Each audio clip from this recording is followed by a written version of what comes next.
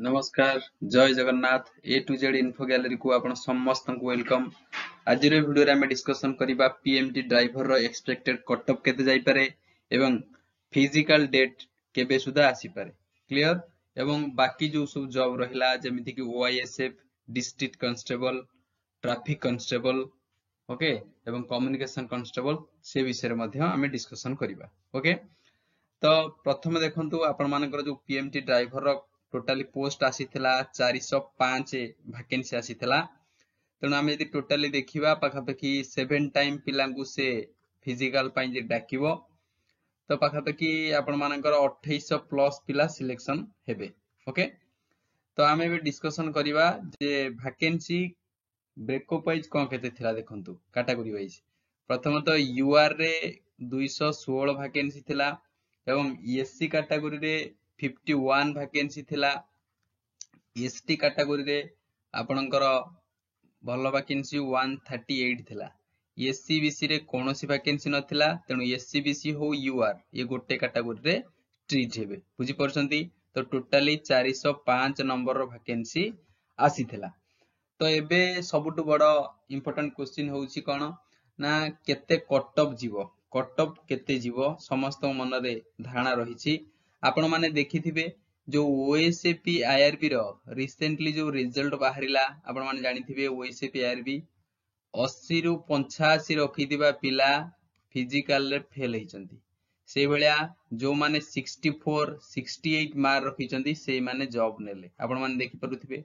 काहे कि एमिथि हला ना फिजिकल जो सब इवेंट रहिला से फिजिकल इवेंट रे पिला माने कटि गले हला फिजिकल इवेंट को क्लियर करि परिले नाही 4 फुट 6 इंच एथिरे बहुत पिला कटिले। बाकी जो 6 मिनिट रे आपण मानकर जो 1.6 किलोमीटर रखिथिला तो आरि धरे मध्य बहुत पिला कटि गले। एमिति कि गोटे गोटे बाटालियन रो जेमिति आपण माने देखिबे भुवनेश्वर हेला सेथिरे पाखापाखि 32 रु 35 जन को सिलेक्शन दिया हैछि जोथिरे 118 भला वैकेंसी थिला एबे भी 80 प्लस वैकेंसी टी पड़िछि काहे कि ना पिला हेलेनी क्लियर। तो एठी कटअप हाई गले कोन हो आपण माने देखि परुथिबे कटअप हाई गले भी पिला माने फेल हे आछुचंती जो माने कोन ना मीडियम कटअप रखुचंती एवरेज पिला ही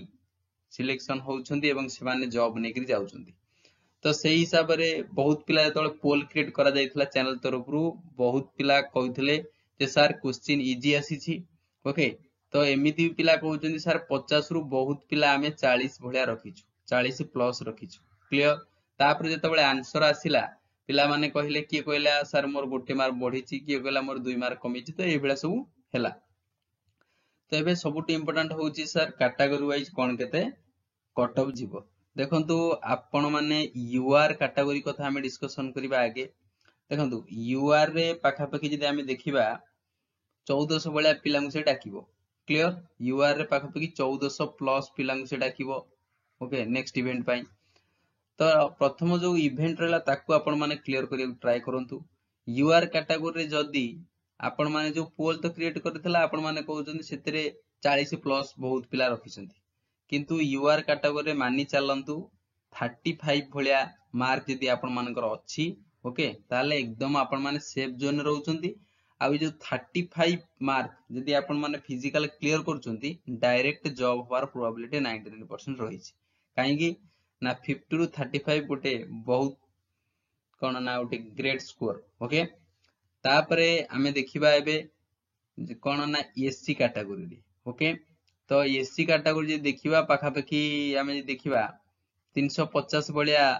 पिलांकु कोन हो सिलेक्शन हेबे एससी कैटेगरी रे ओनली 350। तो एससी कैटेगरी रे आपण माने मानि चलंतु जदि आपण मानकर 30 प्लस अछि ओके 30 प्लस जदि रहउची ताले आपण माने सेफ जोन ने रहिचंती क्लियर।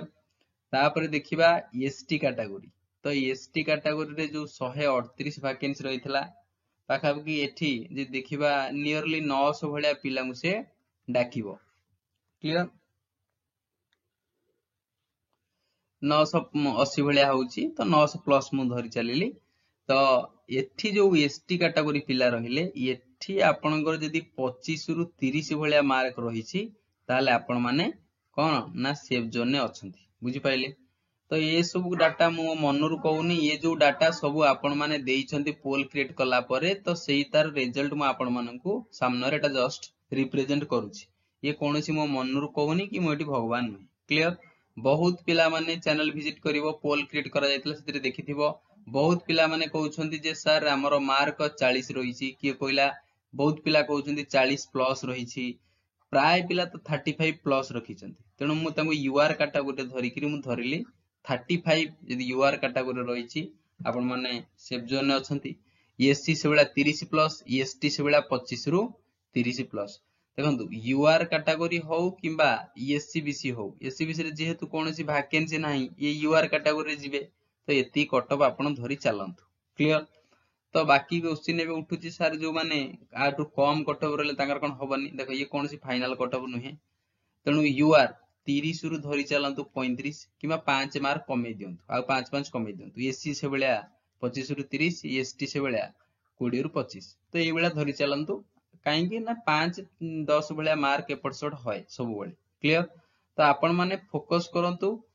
जे जो अपकमिंग सब इवेंट रही ताको क्लियर करिया पई एठी मार्क रखि देले खाली रिटन क्लियर हे गेले किछ होबा नै से जो इवेंट गुरा ताको ही क्लियर करिया दरकार काना सेथिरे बहुत कटिबे पिला बुझी परछंती तापरे बाकी रहिला जो माने ओएसएफ आरबी रे कटि गले बहुत ट्राई करी कटि गले से मानकर कोन होबो देखंतु तांको पई बहुत भलो वैकेंसी आसुची जेमिति कि हमर माननीय मुख्यमंत्री कहिसंती बहुत जल्दी हला कि ट्रैफिक कांस्टेबल रो वैकेंसी आसीबो आपण माने नोट करूथिबे ट्रैफिक कांस्टेबल रो वैकेंसी पाखापेखी 2000 प्लस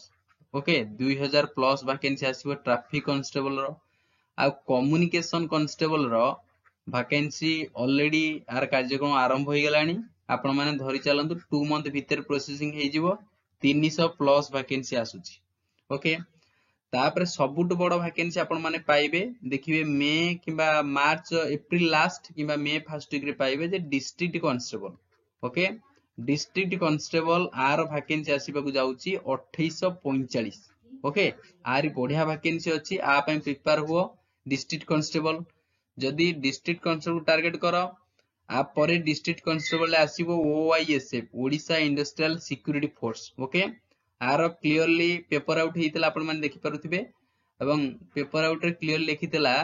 जे 10000 वैकेंसी रु फर्स्ट फेज रे 5000 आसीबो ओके फर्स्ट फेज रे 5000 प्लस दबो नेक्स्ट फेज रे मध्ये 5000 प्लस दबो तनो ये सब एई वर्ष भितरे हबो ओआईएसएफ एई वर्ष बाहरिबो डिस्ट्रिक्ट कांस्टेबल मैक्सिमम 2 रु 3 मंथ भितरे बाहरिबो तो जॉब गदा गदा आपण मानकर रहिची तो केवल गोटे स्ट्रांग मन दरकार क्लियर तो ये सब कटअप एतिकी जीवार प्रोबेबिलिटी रहिची क्लियर म आगुरु कहूची ये कोनोसी फाइनल कटअप नुहे आधुरु 5 मार्क कम जदि अछि प्रतिटी कोन कैटेगरी रे फिर भी आपण फिजिकल निजु प्रस्तुत करंतु बुझी परले क्लियर तो जो माने नुवा अछंती चैनल टू सब्सक्राइब करि देबे ताकि ये चैनल रे हमर ए टू जेड इन्फॉर्मेशन आपण पाइबे जे कोनोसी जॉब बाहरिला किबा जे कोनोसी इन्फॉर्मेशन आपण माने पाइ परिबे क्लियर तो वीडियो टी को लाइक कर देबे चैनल टी को सब्सक्राइब कर देबे एति की मु चाहे एवं कोन ना सब बेले क्वालिटी कंटेंट दबा मु ट्राई करे क्लियर तो थैंक यू जय जगन्नाथ।